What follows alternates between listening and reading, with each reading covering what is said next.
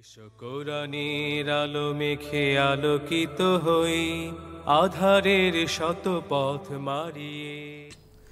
ونشهد أن لا إله إلا الله وحده لا شريك له جل عن الشبيه والمثيل والكفي والنظير ونشهد أن محمدا عبده ورسوله وصفيه وخليله وخيرته من خلقه وأمينه على وحي أرسله ربه رحمة للعالمين وحجة على الناس أجمعين فهدى الله تعالى به من الضلالة وبصر به من الجهالة وكثر به بعد القلة ولم به بعد الشتات فصلوات الله وسلامه عليه وعلى آله الطيبين وأصحابه الغر الميامين ما اتصلت عين بنذر وواعت أذن بخبر وسلم تسليما كثيرا أما بعد فيا عباد الله أوصيكم بنفسي وإياكم التقوى فإن الله عز وجل قال يا أيها الناس اتقوا ربكم الذي خلقكم من نفس واحدة وخلق منها زوجها وبث منهما رجالا كثيرا ونساء واتقوا الله الذي تساءلون به والأرحام إن الله كان عليكم رقيبا وقال تعالى يا أيها الذين آمنوا اتقوا الله حق تقاته ولا تموتن إلا وأنتم مسلمون وقال تعالى يا أيها الذين آمنوا اتقوا الله وقولوا قولا سديدا يصلح لكم أعمالكم ويغفر لكم ذنوبكم ومن يطع الله ورسوله فقد فاز فوزا عظيما وقال تعالى من كان يريد العزة فإن العزة لله جميعا আলহামদুলিল্লাহ, আল্লাহ শুকরিয়া আদায় করি। আল্লাহ রব্বুল আলামিন সুস্থতার সাথে আল্লাহর ঘর মসজিদে জুমার সালাত আদায়ের উদ্দেশ্যে আমাদেরকে একত্রিত করে দিয়েছেন। আলহামদুলিল্লাহ আলহামদুলিল্লাহ, আল্লাহ শুকরিয়া আরও আদায় করি। আল্লাহ রব্বুল আলামিন তার এই একচ্ছত্র মালিকানা ও রাজত্বের ভিতরে ন্যায় এবং ইনসাফের ভিত্তিতে ভারসাম্য বজায় রেখে আমাদেরকে নিশ্চিন্তে এই পৃথিবীতে সুস্থতার সাথে বসবাস করার উপযোগী করে সব কিছুকে তৈরি করে দিয়েছেন। এই জন্য আল্লাহর শুকরিয়া আদায় করে আলহামদুলিল্লাহ। আমাদের দৃষ্টির গোচরে অথবা আমাদের দৃষ্টির অগোচরে সব কিছুর একচ্ছত্র মালিককে আল্লাহ রব্বুল আলামিন।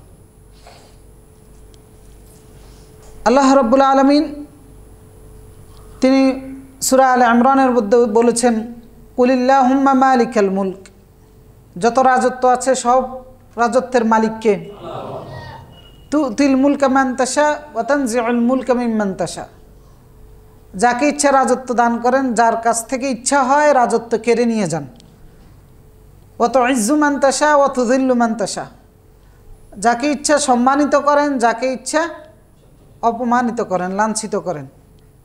এই সকল কিছুর একচ্ছত্র ক্ষমতার মালিককে বিয়াদিকাল খাইর ইন্নাকা আলা কুল্লি শাইইন কাদির।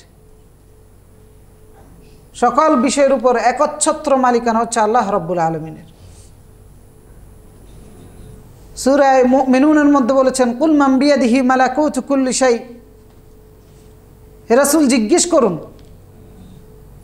মান বিয়াদিহি মালাকুতু কুল্লি শাই, সকল কিছুর মালিকানা কার হাতে? আল্লাহ তাআলা নিজেই বলতেছে ফাসায়াকুলুনা আল্লাহ, বলবে আল্লাহ। ওয়া হুয়া ইউজির ওয়া লা ইউজারু আলাই, তিনি সবাইকে আশ্রয় দেন, তাকে আশ্রয় দেওয়ার কোনো প্রয়োজন পড়ে? কোনো প্রয়োজন হয় না আল্লাহর আশ্রয়ের। আল্লাহ রব্বুল আলামিন বলেছেন ওয়া ইউহিনিল্লাহ ফামা লাহু মিন মুকরিম, আল্লাহ যদি কাউকে লাঞ্ছিত করেন, অপমানিত করেন, তাকে সম্মানিত করার ক্ষমতা কারো আছে? কারো নেই। ইয়ানসুরকুমুল্লাহ ফালা গালিবা লাকুম, আল্লাহ যদি কাউকে সাহায্য করে, তাকে পরাজিত করার ক্ষমতা কারো আছে? কারো নেই। ওয়া ইয়াখযুলকুম ফামান যাল্লাযী ইয়ানসুরকুম মিন বা'দি, আর কাউকে যদি আল্লাহ তাআলা লাঞ্ছিত করেন, অপমানিত করেন, আল্লাহ তাআলা বলতে কার ক্ষমতা আছে তাকে সাহায্য করার? কিন্তু এই চরম সত্যগুলো, এই চরম বাস্তবতাগুলো আমরা এমনি স্বাভাবিকভাবে কোশ্চেন যখন হয় এমসিকিউর মতো করে আমরা ফট করে উত্তর দিয়ে দিই, কিন্তু কেউ নিজের জীবনে এই চরম সত্যটাকে মেনে নিয়ে নিজের জীবনটাকে সাজাই না, কিন্তু জিজ্ঞেস করলে ফট করে সবাই এক বাক্যে বলে ফেলি। এই সব কিছু বলার মাধ্যমে আল্লাহ তাআলা বুঝিয়েছেন একটা, যে মান কানা ইউরিদুল ইজ্জা ফালিল্লাহিল ইজ্জাতু জামিআ। কারো যদি ইজ্জতের দরকার হয়, সম্মানের দরকার হয়, কার কাছে যাইতে হবে? আল্লাহর কাছে যাইতে হবে। তা আদৌ কি আমরা এই মানদণ্ডের ভিতরে আছি কিনা? আদৌ কি আমাদের ইজ্জত সম্মানের প্রয়োজন হলে আমরা আল্লাহর কাছে যাই কিনা? আসলে কি যাই? যাই না। সমস্ত ইজ্জতের মালিক আল্লাহ। আজকে আমাদের আলোচনার বিষয় হচ্ছে এটা, যে আল ইজ্জাতু ফিল ইসলাম। ইসলামে ইজ্জত বলতে কি বোঝায়, বা ইজ্জত কিভাবে অর্জন করতে পারি, বা ইজ্জত অর্জন করার জন্য কোন পথে আমরা হাঁটতেছি, কোন পথে আমাদের হাঁটার দরকার ছিল। তো আজকে আমরা এই বিষয়ের উপরে আলোচনা করব। মুহাম্মদ বিন আবদুল্লাহ আল হাবদান, উনি ওনার একটা গ্রন্থ রচনা করেছেন এই বিষয়ের উপরে। ওই গ্রন্থের মধ্যে তিনি হাসানুল বাসরি রাহিমাহুল্লাহ, তিনি ইসলামের ইজ্জত বলতে একটা সংজ্ঞা দিয়েছেন। হাসানুল বাসরি রাহিমাহুল্লাহর ভাষায় সংজ্ঞাটা হচ্ছে যে আল ইজ্জাতু হিয়াল ইরতিবাত বিল্লাহি তাআলা। যে ইজ্জত বা সম্মান বলতে যেটা বোঝায় ইসলামে, সেটা হচ্ছে যে আল ইরতিবাত বিল্লাহি তাআলা, আল্লাহর সাথে সম্পর্ক স্থাপন করা। ওয়াল ইরতিফা বিন নফস আন মাওয়াদিহিল মুহানা, নিজেকে অপমানের অবস্থানের ঊর্ধ্বে উঠিয়ে নেওয়া। ওয়া তাহাররুর মিন রিকিল আহওয়া, ইচ্ছার দাসত্ব থেকে নিজেকে মুক্ত করা, স্বাধীন করা। ওয়া মিন যুল্লিত তামা, এবং অবাঞ্ছিত যে লোভ লালসা আছে সেগুলো থেকে নিজেকে স্বাধীন করা। ওয়া আদামুস সির ইল্লা উফকি মা শারা আল্লাহু তাআলা ওয়া রাসূলুহু, আল্লাহ এবং তার রাসূল যে নিয়ম পদ্ধতি দিয়েছেন, যে শরিয়া দিয়েছেন, এই শরিয়ার বিপরীত না চলা। অর্থাৎ তিনি চারটা জিনিসকে বলেছেন, একজন মুসলমান, একজন ইমানদার যদি ইজ্জত নিয়ে থাকতে চায়, সম্মান নিয়ে থাকতে চায়, হোক দুনিয়াতে হোক আখেরাতে, এই চারটার সমন্বয় যদি করতে পারে, তাহলে আল্লাহ তাকে দুনিয়া এবং আখেরাতে সম্মানিত করবেন। সেটা হচ্ছে কি? আল ইরতিবাত বিল্লাহ। এক নম্বর হচ্ছে আল্লাহর সাথে সম্পর্ক স্থাপন, যেহেতু সমস্ত ইজ্জতের মালিককে আল্লাহ। মান কানা ইউরিদুল ইজ্জা, সূরা ফাতিরের 10 নম্বর আয়াতে আল্লাহ তাআলা বলতে, কার ইজ্জতের প্রয়োজন? মান কানা ইউরিদ, কে আছো, কে সম্মান চাও? ফালিল্লাহিল ইজ্জাতু জামিআ, আল্লাহ তাআলা বলতেছেন তবে জেনে রাখো সমস্ত ইজ্জতের মালিক কে? এখন একজন মন্ত্রী বলেছে আমি এই মন্ত্রণালয়ের মালিক। এখন সে কেন বলেছে? আমার এই মন্ত্রণালয় সংক্রান্ত কোনো বিষয় যদি আমার প্রয়োজন হয়, যাইতে হবে কার কাছে? এই মন্ত্রণালয়ের মন্ত্রীর কাছে। তা আল্লাহ যেহেতু বলতেছেন যে কার ইজ্জতের প্রয়োজন, ইজ্জতের মালিক হচ্ছে আমি, তা আল্লাহ তাআলা বুঝাচ্ছেন কি? ইজ্জত যদি, সম্মান যদি পেতে হয়, যাইতে হবে কার কাছে? আল্লাহর কাছে। এই জন্য আল্লাহর সাথে যার সম্পর্ক যত বেশি গভীর হবে, যে আল্লাহর নৈকট্য যত বেশি হাসিল করতে পারবে, সে তত বেশি ইজ্জতের মালিক হবে, তত বেশি সম্মানের মালিক হবে। কারণ পৃথিবীতে যারা বেশি সম্মানের মালিক ছিল, বেশি ইজ্জতের মালিক ছিল, এদের সম্পর্কটা আল্লাহর সাথে সবচেয়ে বেশি গভীর ছিল। এরা কারা ছিলেন? নবী রাসূলগণ ছিলেন। নবী রাসূলদের চাইতে বেশি সম্পর্ক আল্লাহর সাথে কি অন্য কারো ছিল? আর নবী রাসূলদের চাইতে বেশি সম্মানিত এরকম কোনো ব্যক্তি দুনিয়াতে এসেছে অথবা ভবিষ্যতে আসবে, এরকম কেউ আছে? নাই। তো সেই নবী এবং রাসূলদের সাথে সম্পর্কটা আল্লাহর বেশি ছিল বিদায় তারা বেশি ইজ্জতের মালিক হয়েছেন দুনিয়াতে এবং আখিরাতে। এবং তার পরবর্তীতেও আল্লাহর এই জমিনে যে সমস্ত বান্দারা বেশি সম্মান পেয়েছেন, বেশি ইজ্জত পেয়েছেন, এদের সম্পর্কটা আল্লাহর সাথে বেশি গভীর ছিল।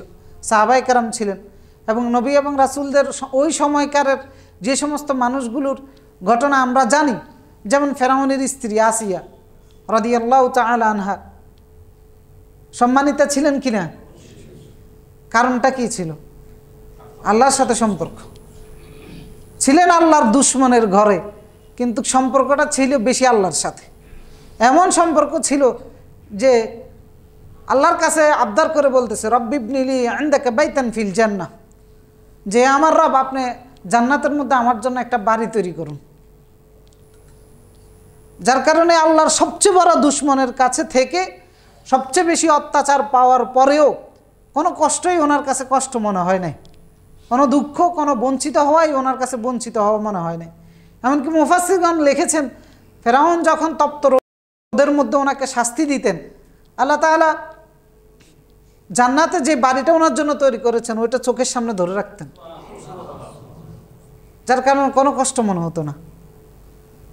তো সাময়িক অসুবিধা হলেও কিয়ামত পর্যন্ত এই দুনিয়াতে এবং আখেরাতে আল্লাহ তাআলা তার সাথে সম্পর্ক বেশি ছিল বিদায় ওনাদেরকে সম্মানিত করেছেন। এইভাবে আরও যত ব্যক্তির কথা কোরআনের মধ্যে এসেছে নবী রাসূলের বাইরে, সবগুলোই মূলত হচ্ছে আল্লাহ সম্মান দিয়েছেন, আল্লাহ উঠিয়ে নিয়েছেন আল্লাহর সাথে সম্পর্কের কারণে। এই জন্য হাসান আল বসরি যে সংজ্ঞাটা দিয়েছেন যে 1 নম্বর হচ্ছে আল ইরতিবাত বিল্লাহ, আল্লাহর সাথে সম্পর্ক। কারণ যেহেতু আল্লাহ সমস্ত ইজ্জতের মালিক, অথচ উল্টা আমাদের হয় উল্টা। আমরা আমাদের চিন্তায়, আমরা নিজস্ব গবেষণায়, নিজের বিবেচনায় যেভাবে চললে, যার সাথে সম্পর্ক করলে মনে হয় যে আমি ইজ্জতের মালিক হব, সম্মান পাবো, আমরা তার দিকে ছুটি। তা আল্লাহ তাআলা এটা নিষেধ করেছেন। সূরা নিসার 139 নম্বর আয়াতে বলেছেন, আল্লাযীনা ইত্তাখিযুনাল কাফিরিন আউলিয়া মিন দুনিল মুমিনিন। রাসূলের মোকাবেলায় তৎকালীন সময়ের রাসূলের বিপক্ষে যারা ছিল, প্রতিপক্ষ যারা ছিল, রাসূল ইজ্জত কামাই করার জন্য ছুটেছেন আল্লাহর পথে, আর তার বিপরীত পক্ষে যারা ছিল এরা ছুটেছিল ভিন্ন পথে। তা আল্লাহ তাআলা তাদের উদ্দেশ্যে নাজিল করেছেন, বিশেষ করে মুনাফিকদের উদ্দেশ্যে, যাল্লাযীনা ইত্তাখিযুনাল কাফিরিনা আউলিয়া মিন দুনিল মুমিনিন। ঈমানদারদেরকে বাদ দিয়ে যারা কাফেরদেরকে বন্ধু বানাতে চায়, কারণটা কি? আল্লাহ তাআলা বলতেছেন, আয়াবতাগুনা ইনদাহুমুল ইজ্জা, তারা কি সম্মান খুঁজে বেড়ায়, তারা কি ইজ্জত খুঁজে বেড়ায় তাদের কাছে? মানে ঈমানদার বাদ দিয়ে কাফেরকে বন্ধু বানাচ্ছে, কারণটা কি? কারণটা হচ্ছে এই কাফেরদের কাছে তো কি তারা সম্মান চায়, ইজ্জত চায়? আল্লাহ তাআলা বলতেছেন, ফাইন্নাল ইজ্জাতা লিল্লাহি জামিআ, তাদের জেনে রাখা উচিত সমস্ত ইজ্জতের মালিক হচ্ছেন আল্লাহ। ওয়ালিল্লাহিল ইজ্জাতু ওয়ালিরাসূলিহি ওয়ালিল মুমিনিন, সমস্ত ইজ্জতের মালিক আল্লাহ, এবং সমস্ত ইজ্জত আল্লাহর জন্য, তার রাসূলের জন্য এবং ঈমানদারদের জন্য আল্লাহ বরাদ্দ করে রেখেছেন।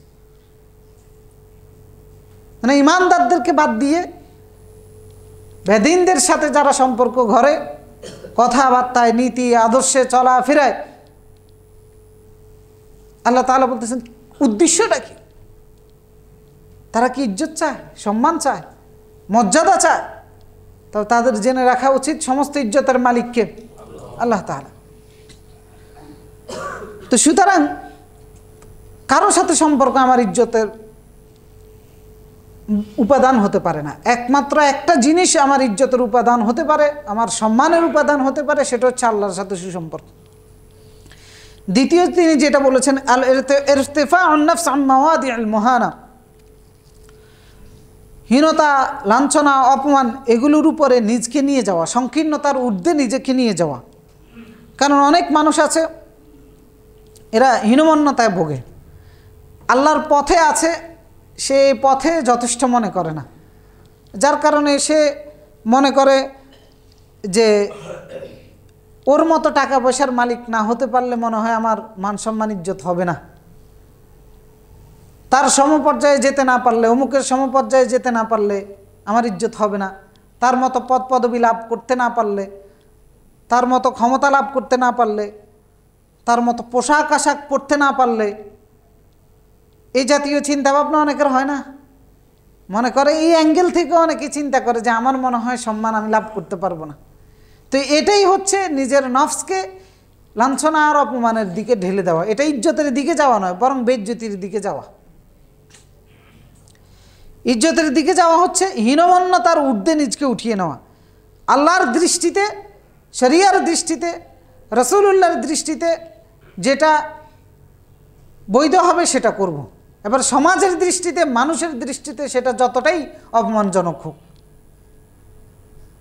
তা আমাদের দেখা যায় যে আমরা মানুষের দৃষ্টিতে যেটা সম্মানজনক মনে হয় ওইটার পিছনে আমরা ছুটি। তো এই জন্য ইজ্জতের যে দৃষ্টিভঙ্গিটা হবে সেটা মানুষ নয়, সেটা কার দৃষ্টিভঙ্গি হবে? আল্লাহর দৃষ্টিভঙ্গি হবে। আল্লাহর কাছে অপমান হতে হয় এইরকম সব কিছু থেকে বিরত থাকতে হবে।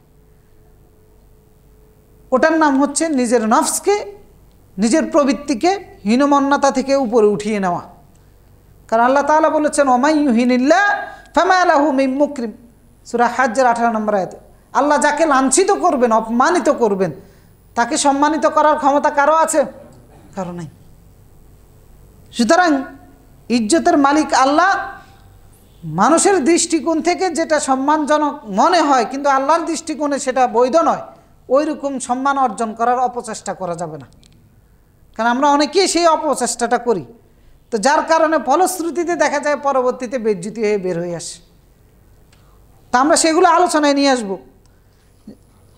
এরপরে তিনি আরও বলেছেন ওয়া তাহাররুর মিন রিক্কিল আহওয়া ওয়া মিন যিল্লিত তামা, ইচ্ছা শক্তির দাসত্ব থেকে নিজকে স্বাধীন করা। যে নিজের প্রবৃত্তির দাসত্ব করে সে পরাধীন। কার কাছে? তার প্রবৃত্তির কাছে পরাধীন। তা আমরা পরাধীন হব আল্লাহর ইচ্ছার কাছে। যেহেতু আমরা মুসলমান, আমরা আত্মসমর্পণ করব আল্লাহর কাছে, যেহেতু আমরা মুসলমান। কিন্তু আমরা যখন আমার ইচ্ছার কাছে কন্ট্রোল হয়ে যাব, তখন আমি আত্মসমর্পণ করেছি আমার ইচ্ছা শক্তির কাছে। আর আমার ইচ্ছা শক্তি আমাকে সম্মানের দিকে নিয়ে যাবে না, বেজ্জতির দিকে নিয়ে যাবে। কিন্তু আল্লাহর কাছে যদি আত্মসমর্পণ করি, আল্লাহ আমাকে সম্মানের দিকে নিয়ে যাবে। সুতরাং সত্যিকারের মুসলমান হওয়া,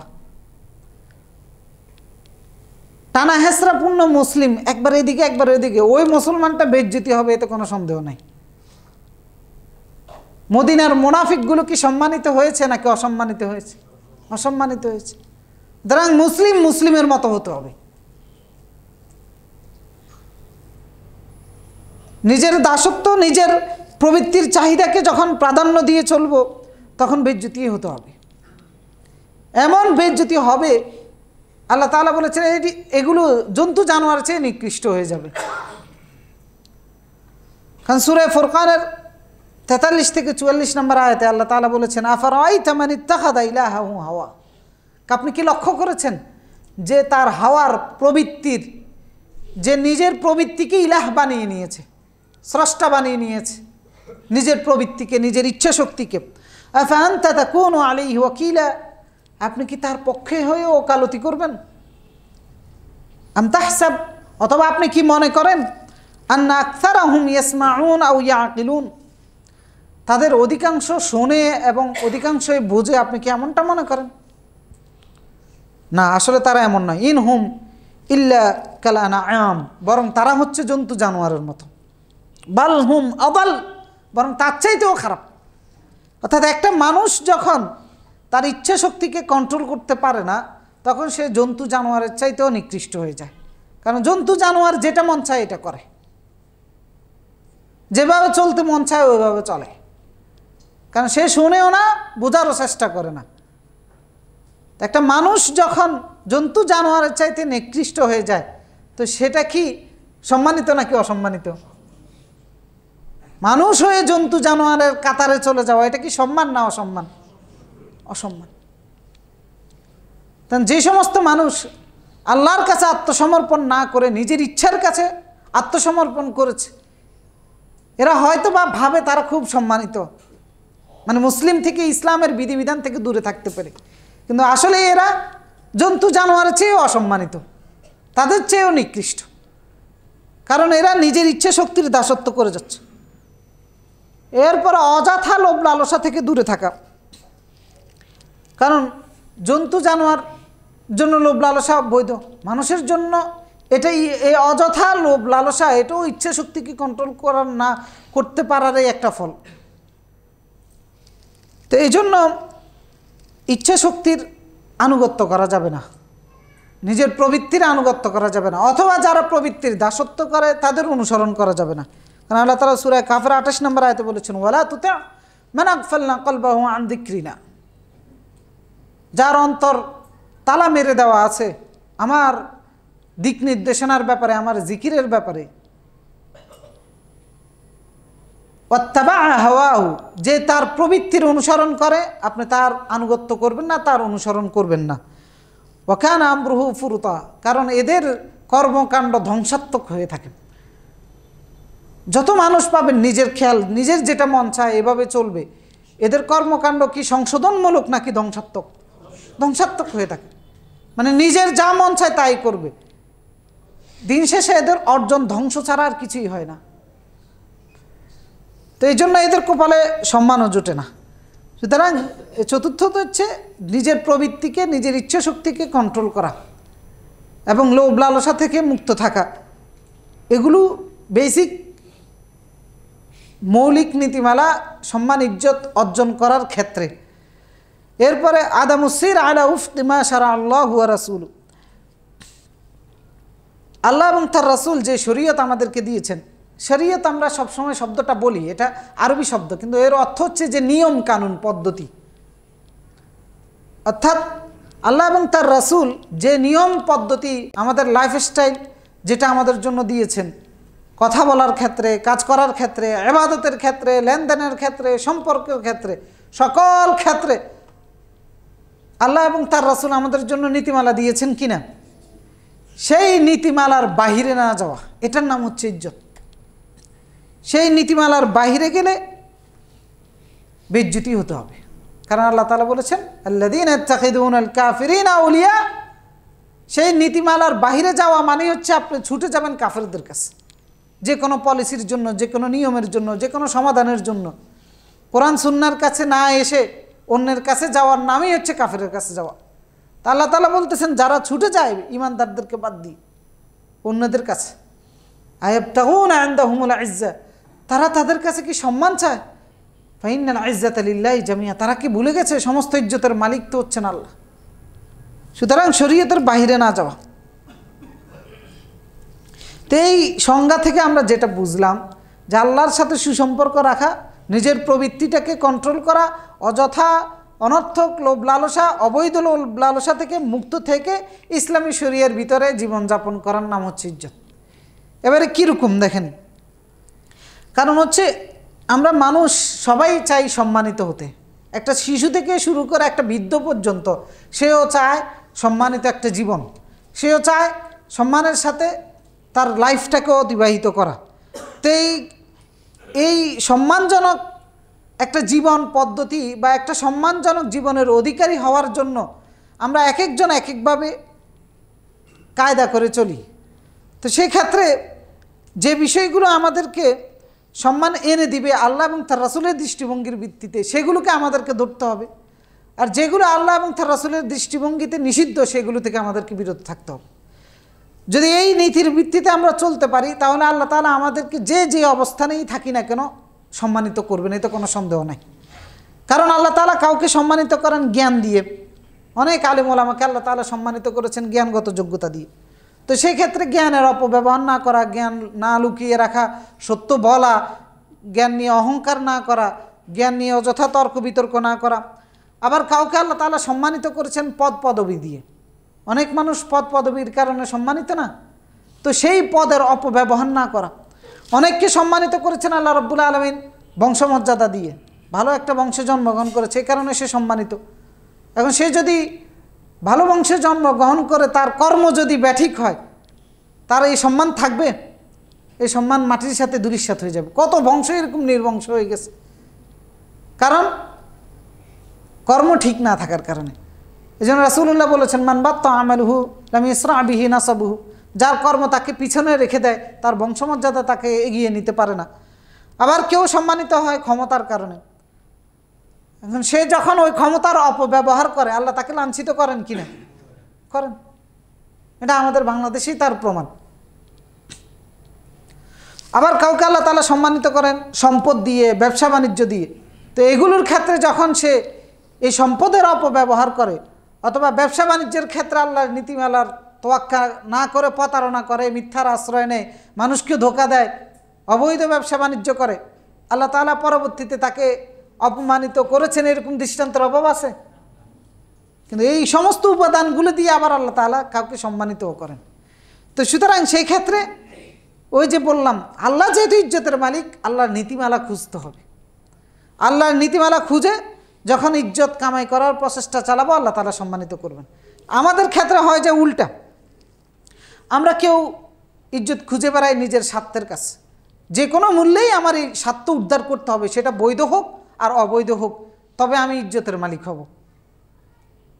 দেখা যায় যে সে আর ইজ্জত পায় না। আবার অনেকে আছে ইজ্জত খুঁজে বেড়ায় মিথ্যার মধ্যে, ধোকার মধ্যে, প্রতারণার মধ্যে। মিথ্যা, ধোকা, প্রতারণার আশ্রয় আমরা নেই কিনা। যেমন ধরেন ছাগলকাণ্ডের মতিয়র এক টক্সের মধ্যে এসে বলতেছে আমার নামে অনেকগুলো তদন্ত হয়েছে,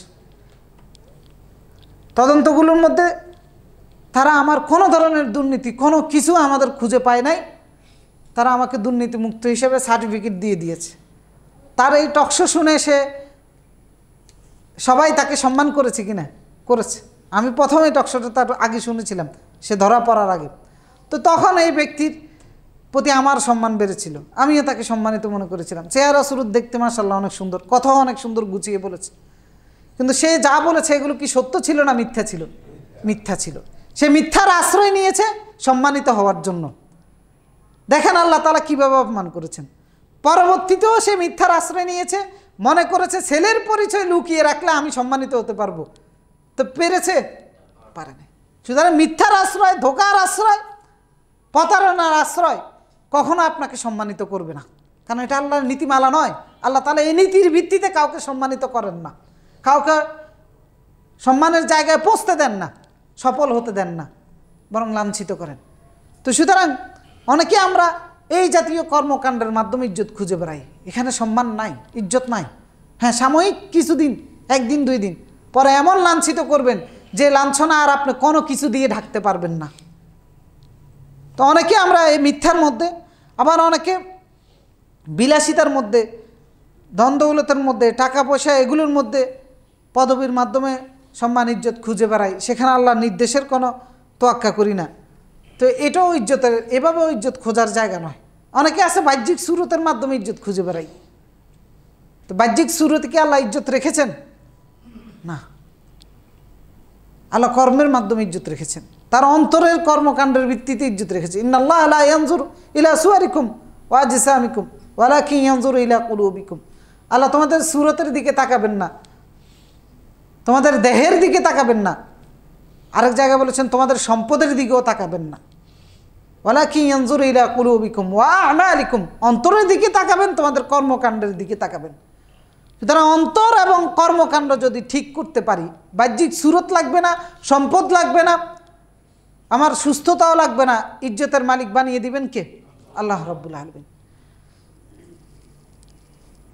তো অনেকে আবার ইজ্জত খুঁজে বেড়ায়, আমাকে 10টা 5টা বাড়ির মালিক হতে হবে, গাড়ির মালিক হতে হবে, আমাকে এইরকম এতগুলো ব্র্যান্ডের পোশাকের মালিক হতে হবে। অনেকে ব্র্যান্ড খুঁজে না, ব্র্যান্ড, যে আমার ঘড়িটা অমুক ব্র্যান্ডের হতে হবে, আমার জুতাটা ওইরকম ব্র্যান্ডের হতে হবে, আমার পোশাকটা ওইরকম ব্র্যান্ডের হতে হবে, যে গাড়িটা কিনছি ওই গাড়িটা ওইরকম ব্র্যান্ডের হতে হবে। উদ্দেশ্য হচ্ছে এটার কারণে সম্মানিত হবে। তো এইভাবে কি সম্মান পাওয়া যায়? সাময়িক আনন্দ পাওয়া যায়, সম্মান পাওয়া যায় না। কারণ সব কিছু ব্র্যান্ডের হতে হবে, এইভাবে আল্লাহ তাআলা সম্মান রাখেন নাই। বরং আল্লাহ রাব্বুল আলামিন এইভাবে সম্মান অর্জন করতে গিয়ে অবৈধ অনেক কাজ করে, অবৈধ অনেক পদক্ষেপ নেয়, অবৈধ অনেক কিছু উপার্জন করে। পরবর্তীতে দেখা যায় যে যেটা সে সম্মানের জন্য করেছে ওইটা দিয়ে আল্লাহ তাআলা তাকে অপমান করেন। যেমন কারুন, তার বিলাসিতার কোনো অভাব ছিল না, কর্মচারীর অভাব ছিল না, দাসদাসীর অভাব ছিল না, তার জৌলসের অভাব ছিল না, বাড়ির অভাব ছিল না, তার সম্পদের চাবি বহন করত 3 থেকে 10 জনের একটা টিম, বিশাল দেহের, কীরকম সম্পদ ছিল। পরে চোখের সামনে আল্লাহ রাব্বুল আলামিন অপমান করলেন, একবারে মাটির মধ্যে দশিয়ে দিয়েছেন অহংকারের কারণে। তো সুতরাং বিলাসী জীবনযাপন যেই মানুষকে সম্মান দেয়, বিষয়টা এমন নয়। কারণ আল্লাহ বহু ব্যক্তিকে, বহু জাতিকে বিলাসী জীবনযাপন করার কারণে অহংকারে লিপ্ত হয়েছে, ধ্বংস করে দিয়েছেন, অপমানিত করে। ওয়া কামা হালাকনা মিন ক্বরিয়াতিন বাতরাত মাঈশাতাহা। সূরা কাসাসের মধ্যে বলেছেন কত প্রজন্ম ধ্বংস করে দিয়েছি, কত জনপদ ধ্বংস করে দিয়েছি। কারণটা কি? বাতিরাত মাঈশাতাহা, জীবন ধারণের যে উপকরণগুলো দিয়েছি এগুলো নিয়ে অহংকারে লিপ্ত হয়েছে, গর্বে লিপ্ত হয়েছে। ফাতিলকা মাসাকিনুহুম,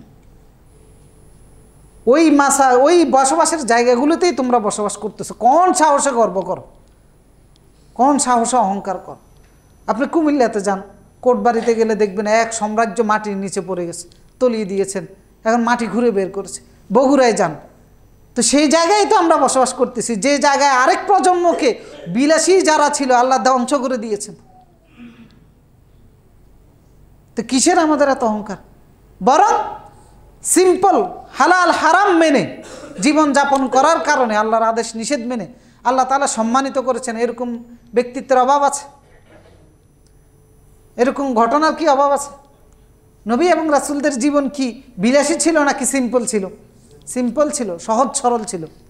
তা আল্লাহ তাদেরকে সম্মানিত করেন নাই? ব্র্যান্ড ছিল, কোনো ব্র্যান্ডের অনুসারী, কোনো ব্র্যান্ড তারা ব্যবহার করেন নাই, কিন্তু এই কারণে কি অসম্মানিত হয়েছেন? না। ডক্টর জাকির নায়েকের অনেকে অনেক বড় বড় ব্র্যান্ডের, অনেক বড় বড় ধনীরা অনেক বড় বড় ব্র্যান্ডের ঘড়ি উপহার দিত।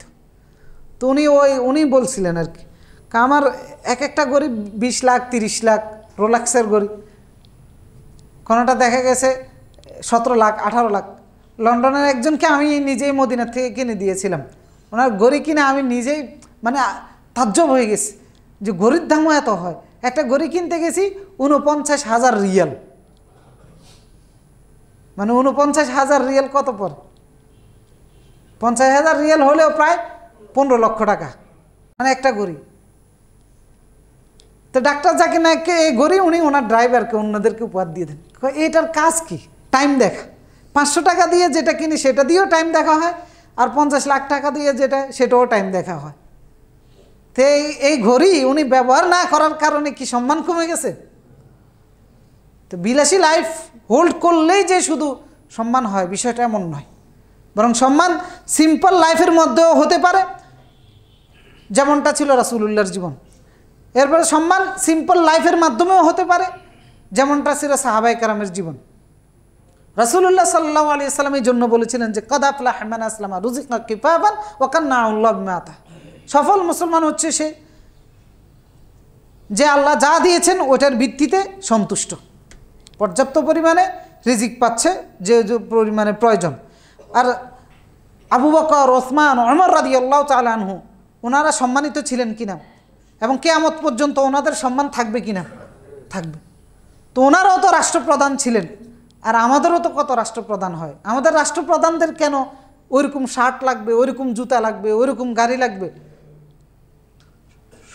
বিষয়টা কি? সম্মানের জন্য। তো ওনারা কীরকম লাইফ, ওনারা রাষ্ট্রপ্রধান হয়ে কীরকম লাইফটা হোল্ড করেছেন, কিভাবে ওনাদের লাইফস্টাইল ছিল দেখেন। আমরা ওমর ফারুক রাদিয়াল্লাহু তাআলা আনহুর লাইফস্টাইলের দিকে যদি তাকাই, রাসূলুল্লাহর জীবনী তো ছিল, আবু বকরের জীবনী তো ছিলই। ওমর রাদিয়াল্লাহু তাআলা আনহুর একটা ঘটনা যেটা মুস্তাদরাক আল হাকিমের মধ্যে এসেছে যে তিনি একবার সিরিয়া গিয়েছিলেন। যাওয়ার সময় ওনার সঙ্গী ছিলেন আবু উবাইদা ইবনুল জাররাহ রাদিয়াল্লাহু তাআলা আনহু। উটের মধ্যে বসে আছেন ওমর রাদিয়াল্লাহু তাআলা আনহু। যেতে যেতে একটা উপত্যকা এসেছে যেখান দিয়ে হাঁটু সমান পানি।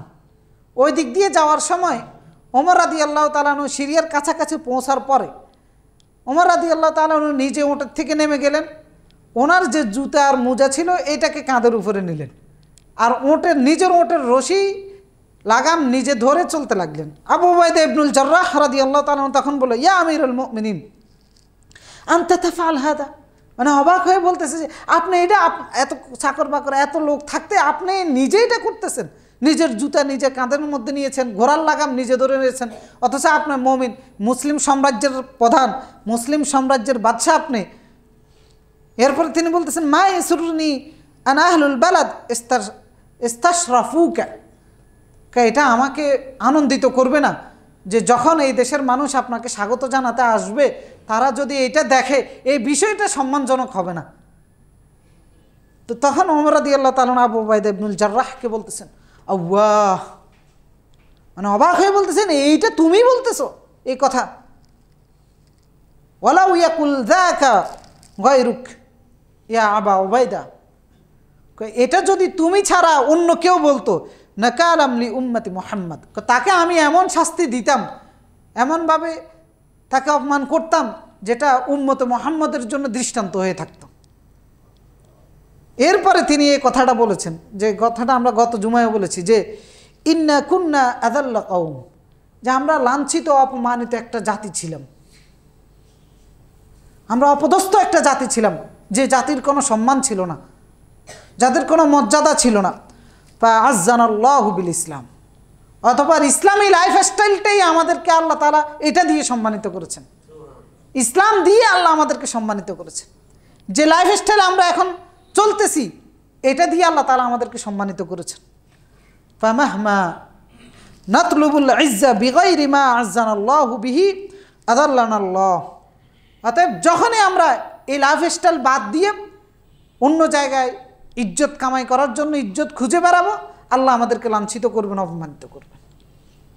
তা আমরা মুসলমান আজকে ইসলামী লাইফস্টাইল নিয়ে গর্ব করি না, অহংকার করি না, এবং সেটার মধ্যে স্বাচ্ছন্দ্য বোধ করি না, এবং সেই লাইফস্টাইল হোল্ড করতে ইচ্ছেও করি না, মনে করি যে এখানে কোনো ইজ্জত নাই। আমরা ইজ্জত খুঁজে বেড়াই অন্যান্য লাইফস্টাইল, আমাদের চলাফেরা দেখলে, আমাদের পোশাক আশাক দেখলে, আমাদের নীতি নৈতিকতা দেখলে, আমাদের কর্মপদ্ধতিগুলো দেখলে, আমাদের পলিসিগুলো দেখলে, সবগুলো দেখলে আমাদেরকে এই সিদ্ধান্তে উপনীত হতে হয় যে আমি একজন মুসলমান, কিন্তু ইজ্জত আমার ইসলামের মধ্যে নাই। তো সুতরাং ইজ্জত হচ্ছে ইসলামী লাইফস্টাইলের মধ্যে, কোনো গর্ব নয়, কোনো অহংকার নয়, কোনো বিলাসিতা নয়, সিম্পল জীবনযাপনের মধ্যেও ইজ্জত রয়েছে। এবং যে কোনো মূল্যে ইসলামী জীবন ব্যবস্থাকে ধরে রাখলে এটার মধ্যে ইজ্জত রয়েছে। কাদেসিয়ার যুদ্ধের সময় পারস্যদের সাথে যে মুসলমানদের যে যুদ্ধ হয়েছিল, সেই যুদ্ধের পারস্যের সেনাপতি ছিলেন রুস্তুম। তো রুস্তুম যুদ্ধের পূর্বে বলল যে মুসলমানদের মধ্যে থেকে একজন প্রতিনিধি আসুক, সে কথা বলবে। তো প্রথমে সাদ ইবনে আবি ওয়াক্কাস রাদিয়াল্লাহু তাআলা আনহু ছিলেন কাদেসিয়ার যুদ্ধের সময় মুসলমানদের সেনাপতি। তিনি প্রথমে পাঠিয়েছেন মুগীরা ইবনে শুবা রাদিয়াল্লাহু তাআলা আনহুকে। মুগীরা ইবনে শুবা যখন রুস্তুমের দরবারে গেল, রুস্তুম তখন বলল ইন্না লাইসা, তাকে জিজ্ঞেস করলো আর কি, যে রুস্তুম তোমরা কেন এসেছো? তো তখন মুগীরা ইবনে শুবা রাদিয়াল্লাহু তাআলা বলল ইন্না লাইসা তারাবুনা দুনিয়া, আমরা দুনিয়ার জন্যই আসি নাই এই যুদ্ধে, বরং ওয়া ইন্নামা হাম্মুনা তালাবুনা আল আখিরা, বরং আমাদের উদ্দেশ্য, আমাদের ইচ্ছা, আমাদের তালাশের জায়গা হচ্ছে আখিরাত।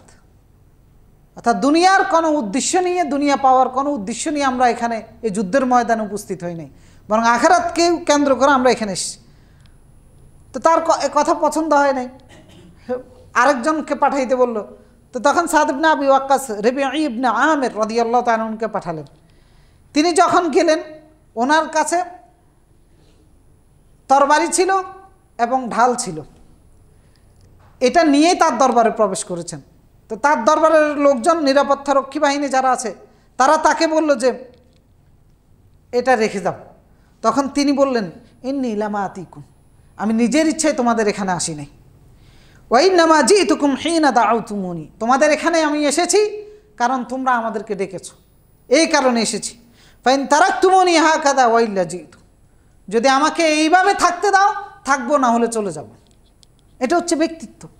একজন কাফেরের কাছে গিয়ে একজন মুসলমান কিভাবে তার ব্যক্তিত্ব দেখাচ্ছে। এরপরে তিনি জিজ্ঞেস করলেন রুস্তুম যে মা যা বিকুম, কি জন্য তোমরা এই যুদ্ধের ময়দানে এসেছো?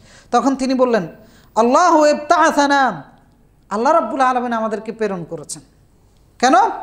লিনাখরুজা মান শাআ মিন ইবাদাতিল ইবাদ ইলা ইবাদাতিল্লাহ, যারা আল্লাহর দাসত্ব বাদ দিয়ে আল্লাহর মাখলুকের দাসত্ব করতেছে, তাদেরকে বের করে আল্লাহর দাসত্বের দিকে নিয়ে যাওয়ার জন্য আল্লাহ তাআলা আমাদেরকে প্রেরণ করেছে। কারণ তোমরা মানুষকে, আল্লাহর দাসদেরকে তোমাদের দাস বানিয়ে রেখেছো। সে আল্লাহর দাসদেরকে মুক্ত করে, মানুষের দাসত্ব থেকে মুক্ত করে আল্লাহর দাসত্বের দিকে নিয়ে যাওয়ার জন্যই আল্লাহ রাব্বুল আলামিন আমাদেরকে প্রেরণ করেছে। তো এটা ছিল মুসলমানদের ব্যক্তিত্ব, এটা ছিল মুসলমানদের পলিসি। মুসলমানরা এইরকম বীরত্ব নিয়ে, আত্মমর্যাদা নিয়ে, ইসলাম নিয়ে এইরকম গর্ব অহংকার নিয়ে চলেছে। তিনি আরো বলেছেন অমিন দিক দুনিয়া ইলা সিআতিহা, দুনিয়ার যে সংকীর্ণতা আছে সেই সংকীর্ণতা থেকে বের করে প্রশস্ততার দিকে মানুষকে বের করার জন্য আল্লাহ তাআলা আমাদেরকে প্রেরণ করেছেন। অমিন জাওরিল আদিয়ান ইলা আদলিল ইসলাম, অত্যাচার জুলুমে নির্যাতনে ভরপুর যতগুলো জীবন ব্যবস্থা আছে ওই জীবন ব্যবস্থা থেকে বের করে ন্যায় এবং ইনসাফের জীবন ব্যবস্থা ইসলামের দিকে নিয়ে যাওয়ার জন্য আল্লাহ তাআলা আমাদেরকে প্রেরণ করেছেন। আমরা এই উদ্দেশ্যে যুদ্ধের ময়দানে হাজির হয়েছি। তো সেই জৌলস, সেই গর্ব, সেই অহংকার, সেরকম ব্যক্তিত্ব, সেই আত্মমর্যাদাবোধ মুসলমানের আছে? আমাদের কথাবার্তায় দেখলে কি মনে হয় এরকম আত্মমর্যাদাবোধ আছে? আমরা কিছু হলে দৌড় দিই আমেরিকার কাছে, আমরা কিছু হলে দৌড় দিই ইউরোপের কাছে। যে কোনো ঘটনা ঘটলেই আমরা চিন্তা করি যে ইউরোপে কী আছে। আমাদের সুশীল সমাজ যখন বলা শুরু করে দেয় যে এইটা এভাবে সমাধান করা যায়, কারণ পাশ্চাত্যে আমেরিকা, ব্রিটেন, লন্ডন এইভাবে হচ্ছে। এটা আত্মমর্যাদাবোধ, এটা সম্মান, এটার মধ্যে সম্মান আছে। আমরা আমাদের ছেলে মেয়েদেরকে পড়ানোর জন্য পাঠাই দিই ইউরোপে যাইতে হবে, আমেরিকা যাইতে হবে। জন্ম হওয়ার পরে প্ল্যান করতে থাকে এই ছেলেকে ইজ্জত কামাই করতে হবে, আমার এই বাচ্চাকে ইজ্জত কামাই করতে হবে। কি হবে?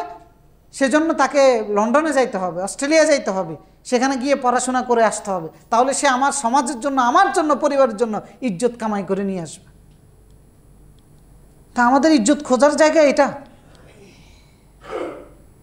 অথচ আমাদের ইতিহাস ঘেঁটে দেখেন, এই যে 1400 বছর, 700 বছর ধরে মুসলমানরা পুরা দুনিয়া চষে বেরিয়েছে, রাজত্ব করেছে, সেখানে মুসলমানরা কখনো পাশ্চাত্যের কাছে, অমুসলিমদের কাছে ইজ্জত খুঁজে বেড়ায় নাই। শিক্ষার ক্ষেত্রে, পোশাক আশাকের ক্ষেত্রে, চলাফেরার ক্ষেত্রে, পলিসির ক্ষেত্রে, নীতির ক্ষেত্রে অন্যদের কাছে যায় নাই, বরং অন্যরা মুসলমানদের কাছে এসেছে। মুসলমান সন্তান জন্ম হলে পিতামাতা প্ল্যান করতো আমার সন্তানকে অমুক রাজ্যে পাঠাবো, তমুক রাজ্যে পাঠাবো, যেখানে গিয়ে সে ইসলাম শিখবে। মক্কায় পাঠাবো, মদিনায় পাঠাবো, বাগদাদে পাঠাবো, মিশরে পাঠাবো, শামে পাঠাবো, একজন ভালো মুসলিম জ্ঞানী হয়ে আসবে। তো আমাদের ইজ্জত খোঁজার জায়গা কোথায়? আমরা তো সেখানের প্ল্যানে করি না। অথবা সেখান থেকে যারা এখন পড়ে আসে তাদের কি আমরা ইজ্জত দেই? সেটাকে আমরা প্রয়োজনীয় মনে করি, অথবা আমাদের কোনো পিতামাতার প্ল্যানের মধ্যে থাকে না।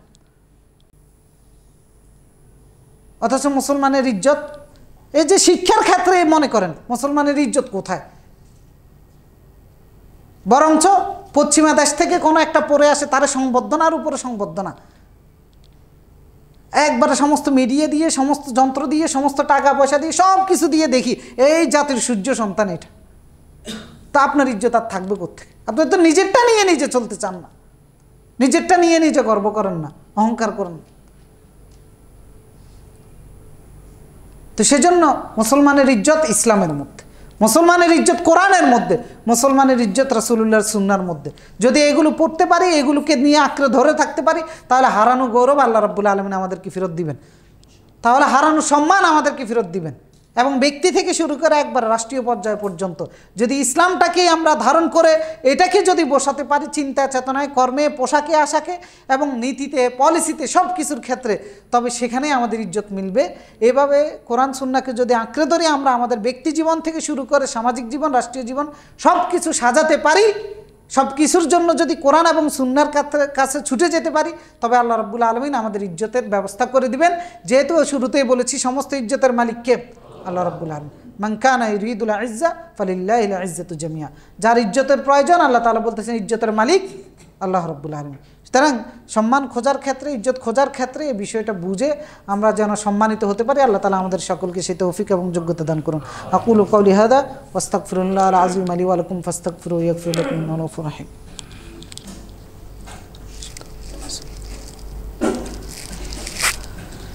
الحمد لله على إحسانه والشكر له على توفيقه وامتنانه وأشهد أن لا إله إلا الله وحده لا شريك له تعظيما لشانه وأشهد أن محمدا عبده ورسوله الداعي إلى رضوانه صلى الله وسلم عليه وعلى آله وصحبه ومن سار على نهجه واستنى بسنته إلى يوم الدين। সম্মানিত উপস্থিতি, আমরা আলোচনা করতেছিলাম যে ইসলামের ইজ্জত বা সম্মান মর্যাদা নিয়ে। সময়ের সংক্ষিপ্ততার কারণে আমরা পুরো আলোচনা করতে পারিনি। শুধু একটা জিনিস একটা ঘটনা উল্লেখ করে আমরা আজকের খুতবা শেষ করে দিব। সেটা হচ্ছে যে আমরা আমাদের এই রাষ্ট্রটা কি মুসলিম রাষ্ট্র কিনা? মুসলিম রাষ্ট্র। এই দেশের অধিকাংশ মানুষ মুসলমান কিনা? মুসলমান। সুতরাং মুসলিম হিসাবে হীনমন্যতায় না থেকে বরং ইসলাম নিয়ে গর্ব করা, আত্ম অহংকার করা ইসলাম নিয়ে, এবং ইসলামকে সম্মানের জায়গায় পৌঁছে দেওয়ার জন্য আমাদের একজন মুসলিম হিসাবে যত ছোট মুসলমানে হই আর যত বড় দিনদারে হই, আমাদের প্রত্যেকের দায়িত্ব হচ্ছে যে আমি ইসলামটাকে সম্মানের জায়গায় নিয়ে যাব, তবে মুসলিম হিসেবে আমি সম্মানিত হতে পারব। তো সেই ক্ষেত্রে সেই সম্মানের জায়গায় নিতে গেলে এমন পলিসির ক্ষেত্রে আমাদেরকে যেতে হবে যে পলিসিটা অন্যদের চেয়ে স্বতন্ত্র। সেটা হচ্ছে ইসলামের পলিসি, যা আমি পলিসিগতভাবে ইসলামের মধ্যে থাকব। ইসলামের বাহিরে অথবা মুসলমানের স্বার্থের বাহিরে অথবা মুসলমানের জন্য অপমানজনক হয় এরকম কোনো পলিসি, এরকম কোনো নীতির ক্ষেত্রে আমি যাব না এবং সেটাকে আমি সাপোর্টও করব না। কারণ এই ক্ষেত্রে আপোষহীন না হওয়ার কারণে আমরা অসম্মানিত, আর এই ক্ষেত্রে আপোষহীন হওয়ার কারণে সাহাবায়ে কেরাম ছিলেন সম্মানিত, এবং যতদিন আপোষহীন ছিলেন ততদিন তারা সম্মানিত ছিলেন। এবং কেমন আপোষহীন ছিলেন? ওমর রাদিয়াল্লাহু তাআলা আনহু একটা রাষ্ট্রীয় সফরে এক জায়গায় গিয়েছেন। ওই রাষ্ট্রের গভর্নর ছিলেন আবু মুসা আল আশআরী রাদিয়াল্লাহু তাআলা আনহু। আবু মুসা আল আশআরী রাদিয়াল্লাহু তাআলা আনহুকে মসজিদে ডেকে তিনি কিছু বিষয় নির্দেশনা দিলেন, যেগুলো লিখে রাখা হলো। এরপরে ওমর রাদিয়াল্লাহু তাআলা আবু মুসা আশআরীকে বলতেছেন, আইনা কাতিবুকা ইয়াকরা হাদাল কিতাব আলান নাস, যে তোমার প্রেস সচিব কোথায়? তাকে ডাক দাও, যেটা লিখা হয়েছে সেটা মানুষকে পড়ে জানাবে। এরপর আবু মুসা আশআরী বলতেছে যে ইন্নাহু লা ইয়াদখুলুল মসজিদ, যে আমার প্রেস সচিব তো মসজিদে প্রবেশ করতে পারবে না। তখন ওমর রাদিয়াল্লাহু তাআলা বললেন, লিমা আজুনুবুন হুয়া, তার উপর কি গোসল ফরজ হয়ে গেছে নাকি? কেন প্রবেশ করতে পারবে না? এরপরে তিনি বললেন ইন্নাহু নাসরানী, সে হচ্ছে খ্রিস্টান, মানে লেখার যোগ্যতা তার বেশি আছে, এই কারণে তিনি নিয়োগ দিয়েছেন। ওমর রাদিয়াল্লাহু তাআলা আনহু চেহারা মলিন হয়ে গেল। তিনি ধমক দিয়ে ফান্তাহারাহু, আবু মুসাকে ধমক দিয়ে বলতেছেন, লা তুদনিহিম কাদ আখসাহুমুল্লাহ, যাদেরকে আল্লাহ লাঞ্ছিত করেছেন, অপমানিত করেছেন, যাদেরকে আল্লাহ রাব্বুল আলামিন দূরে সরে দিয়েছেন, তাদেরকে নিকটে ডেকিও না। এই ইহুদি খ্রিস্টানদেরকে আল্লাহ বিতাড়িত করেছেন, আল্লাহ দূরে ঠেলে দিয়েছেন, এদেরকে তোমরা কেন নিকটে টানতেছ? এদেরকে কেন নিয়োগ দেওয়া হয়েছে? দান বাক্সগুলো একটু চালিয়ে দেন। এরপর তিনি আরো বলেছেন, ওয়ালা তুকরিহিম কাদ আহানাহুমুল্লাহ, যাদেরকে আল্লাহ অপমানিত করেছেন, লাঞ্ছিত করেছেন, এদেরকে কোনো সম্মান দেখিও না। ওয়ালা তা'মানহুম কাদ খাওয়ানাহুমুল্লাহ, যাদেরকে আল্লাহ রাব্বুল আলামিন বিশ্বাসঘাতক হিসাবে পরিচয় করিয়ে দিয়েছেন, এদেরকে বিশ্বাস করো না। তো বলেন আমরা কি এই নীতিতে আছি? নাই। বরং আমরা লেখক বলেন আমাদের মন্ত্র পারি না শুধু একবারে দেশটা শুদ্ধ তাদেরকে দিয়ে দিতে। সুতরাং আমাদেরকে সচেতন হতে হবে। মুসলিম হিসাবে আমার দেশ রক্ষা করার দায়িত্ব আমার, আমার সম্মান রক্ষা করার দায়িত্ব আমার, আমার ইসলাম রক্ষা করার দায়িত্ব আমার। সেই জন্য আমাকে এমন পলিসির থেকে হাঁটতে হবে যে পলিসি ইসলামের জন্য আপোষহীন হয়ে থাকে। এমন ব্যক্তিদেরকে, এমন গোষ্ঠীকে সাপোর্ট দিতে হবে, এমন পলিসি বাসদেরকে নিয়ে আসতে হবে যারা ইসলামের ক্ষেত্রে এরকম আপোষহীন হয়ে চলবে। তবেই আমরা আমাদের মান সম্মান ইজ্জত সব কিছু রক্ষা করতে পারবো। আল্লাহ তাআলা আমাদেরকে বুঝার তৌফিক দান করুন, বুঝে আমল করার তৌফিক দান করুন। আমরা যে আলোচনা করেছি সেই আলোচনার ভিত্তিতে আমাদেরকে চলার ক্ষমতা তৌফিক আমাদের সকলকে দান করুন।